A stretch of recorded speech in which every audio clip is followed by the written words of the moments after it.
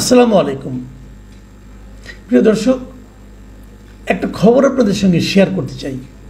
সে খবরটা হলো গতকালকে মানে রবিবার যুক্তরাজ্যের লন্ডনে একটা 5 তারকা হোটেল ইন্টারকন্টিনেন্টালে সেখানে আওয়ামী লীগের বেশ কয়েকজন সাবেক মন্ত্রী প্রতিমন্ত্রীকে একসঙ্গে দেখা গেছে। 4 জন।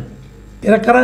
সাবেক পররাষ্ট্রমন্ত্রী হাসান মাহমুদ, সভাপতিমণ্ডলীর সদস্য মৎস্য পানি সম্পদ বিষয়ক মন্ত্রী আব্দুর রহমান, সাবেক নৌ পরিবহন প্রতিমন্ত্রী খালেদ মাহমুদ চৌধুরী এবং সিলেট জেলা আওয়ামী লীগের সভাপতি ও সাবেক প্রবাসী কল্যাণ ও বৈদেশিক কর্মসংস্থান বিষয়ক প্রতিমন্ত্রী শফিকুর রহমান চৌধুরী।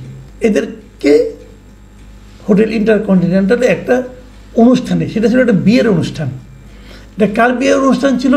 যে লন্ডনে যুক্তরাজ্য আওয়ামী লীগের সাধারণ সম্পাদক সৈয়দ সাজিদুর রহমান ফারুকের ছেলে ফাইয়াজ রহমানের একটা বিয়ের অনুষ্ঠান ছিল।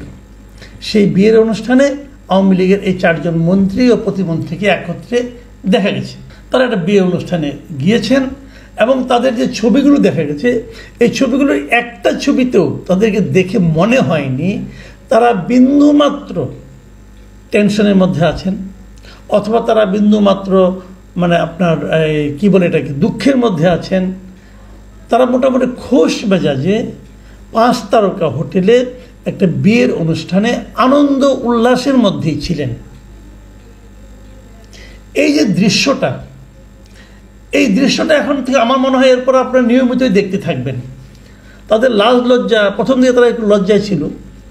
বিদেশে তো আর ভয় নাই, বিদেশে কে তারা কী করবে? বিদেশে তো আর বাংলাদেশে পুলিশ যে তাকে ধরে আনবে না অথবা অন্য কিছু তো হচ্ছে না ওখানে।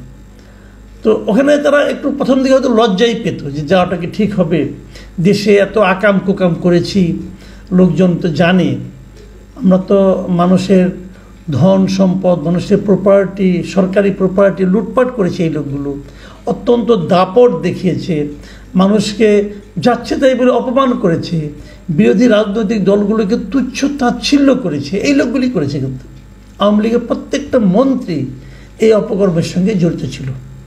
প্রত্যেকটাই আমি বলবো, 2-1টা ব্যতিক্রম ওটাকে আমি ধরি না, 2-1জন ব্যতিক্রমকে আমি ধর্তব্যের মধ্যে রাখি না। তো এরা সবাই তো এই কাজগুলি করেছে।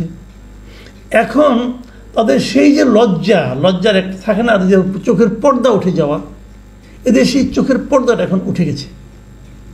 উঠে যাওয়ার পর এখন তারা ওই মানে আমোদ করা, একসঙ্গে সবাই বসে আড্ডা দেওয়া, এই সমস্ত কাজগুলো তারা এখন নির্লজ্জভাবে করতে পারছে। এখন প্রশ্ন হলো, তারও চেয়ে বড় কথা যেটা আমার কাছে মনে হয়, এই লোকগুলোকে করতে দেওয়া হচ্ছে কেন? ওখানে কি আওয়ামী লীগের কেউ নাই? ওখানে কি বিরোধী দলের কেউ নাই? বাদ দেন দল, ওখানে কি বাংলাদেশের কেউ নাই? এই লোকগুলো তো দেশের জন্য ক্ষতি করছিল। এরা আমাদের এই দেশটাকে শেষ করে দিয়েছে। এরা এতটাই ভয়ঙ্কর যে দল এদেরকে মন্ত্রী বানিয়েছে তারা সেই দলটাকে শেষ করে দিয়েছে এবং সেই দলের যত নেতাকর্মী আছে নিবেদিত প্রাণ, এই প্রত্যেকটা নেতাকর্মীকে তারা বিপদের মুখে ঠেলে দিয়ে নিজেরা আরাম আয়েসে এখন বিদেশের মাটিতে বসে আছে। এরা এত টাকায় দেশ থেকে পাচার করেছে যে পাচারকৃত অর্থ দিয়ে তাদের 2-3 পুরুষ চলে যাবে। তারা এত টাকা পাচার করেছে। এই প্রত্যেকটা লোক হলো একজন ক্রিমিনাল। এই ক্রিমিনালদেরকে আমি বুঝতে পারি না কেন দাওয়াত করা হয় এবং কেন তাদেরকে ওখানে লোকজন প্রকাশ্যে ঘোরাফেরা করতে দেয়। এটা আমার একটা বেসিক প্রশ্ন। মানুষের তো উচিত এদেরকে সামাজিকভাবে হেয় প্রতিপন্ন করা, যাতে এরা নাকি ঘরের বাইরে বেরোতে না পারে, লজ্জায় মানুষকে মুখ দেখাতে না পারে। এদের তো লজ্জা শরম নাই, কিন্তু সেই লজ্জা শরমটা তো এদেরকে চোখে আঙুল দিয়ে দেখাই দিতে হবে। এই তোমার লজ্জিত হওয়া উচিত। তাদেরকে দেখাই দিতে হবে তুমি সামাজিক অনুষ্ঠানে তুমি ব্রাত্য। এই খবরটা দেশের আজকে আমি একাধিক পত্রিকায় কিন্তু দেখলাম এবং ইত্তেফাকে যে প্রকাশিত খবরটা তার নিচে বেশ কয়েকটা আমি কমেন্টও দেখলাম যে সাধারণ মানুষ এদের এই কর্মকাণ্ডকে কীভাবে ব্যাখ্যা করছে, বিশ্লেষণ করছে। আমি তাহলে একটা মন্তব্য আপনাদেরকে পড়ে শোনাতে চাই।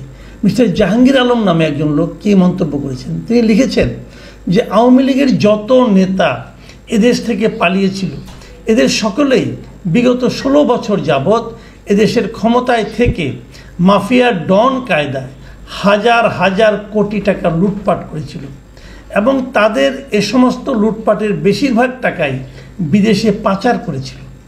সুতরাং তাদের পাচারকৃত হাজার হাজার কোটি টাকা বিদেশে আয়েসি জীবনযাপন করে খেলেও তাহা কয়েক পুরুষের জীবনে শেষ করতে পারবে না। আর এরা হাজার হাজার কোটি টাকা লুটপাট করার পিছনে ব্যবহার করেছিল আওয়ামী লীগ দলের সাইনবোর্ড, মুক্তিযুদ্ধের চেতনা এবং এদেশ দুর্নীতি জিরো টলারেন্স নীতিতে চলছে এমন বিষয়গুলোকে কাজে লাগিয়ে। আর তাদের শাসনামলে যারা তাদের অন্যায় অপকর্মের বিরুদ্ধে প্রতিবাদ করেছিল তাদেরকে রাষ্ট্রের নিরাপত্তার জন্য হুমকি এবং বিভিন্ন প্রকার জঙ্গি নাটক করে দমন পীড়ন করেছিল। আর যদি এদেশে 5 আগস্ট 2024-এ ছাত্র জনতার গণ অভ্যুত্থান না হতো তাহলে এদেশের জনগণ কখনো আওয়ামী লীগ দলের দুর্নীতিবাজ ও মাফিয়া ডন নেতাদের লুটপাটের কথা জানতে পারত না। ভেবে দেখুন, এই একটা মন্তব্য আমি কেবল আপনাদের পড়ে শোনালাম, এখানেই কিন্তু জিনিসটা তারা ক্লিয়ার করে দিয়েছে যে আসলে এরা করেছেটা কি।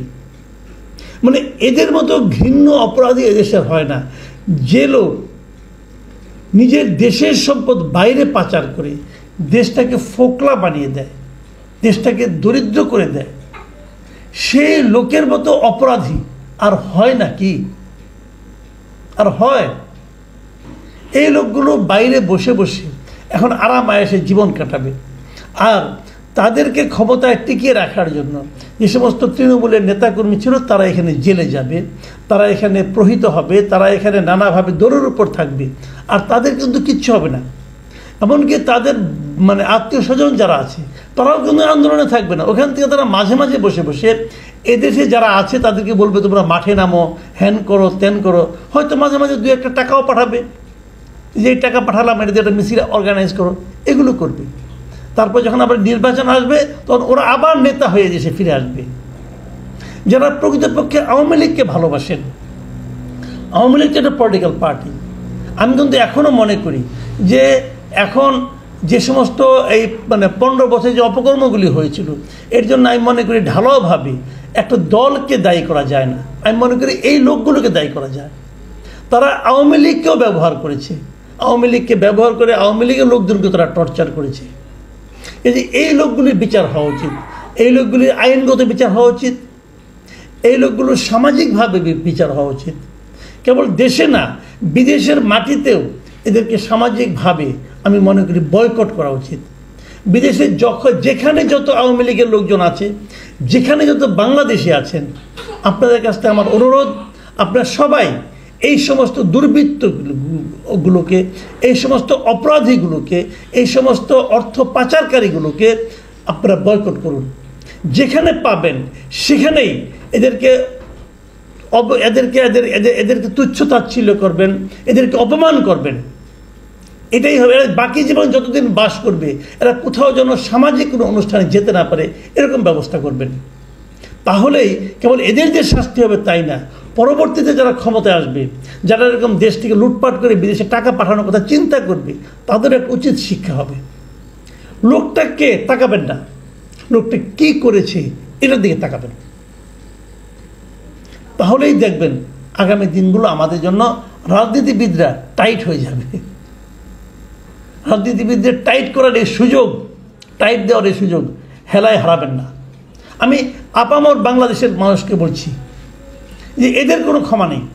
যারা দেশকে ডুবায়, যারা নিজের দলকে ডুবায়, যারা দেশের দলের নেতাকর্মীদেরকে বিপদের মুখে ফেলে পালিয়ে যায়, এদেরকে আমি মানুষই মনে করি না। প্রিয় দর্শক, আমরা সকল মানুষের সচেতনতা কামনা করি। আমরা বলতে চাই, অপরাধ যেই করুক, সে যারই আত্মীয় হোক, যারই প্রিয়জন হোক, সেটা দেখার ব্যাপার নয়। অপরাধটা দেখুন এবং অপরাধের জন্য সাজা দিন, এবং অপরাধীকে সাজা দিতে না পারলে সেটা পরবর্তীতে একটা মন্দ উদাহরণ হিসেবে থেকে যায়। এখন এই পর্যন্তই। আল্লাহ হাফেজ।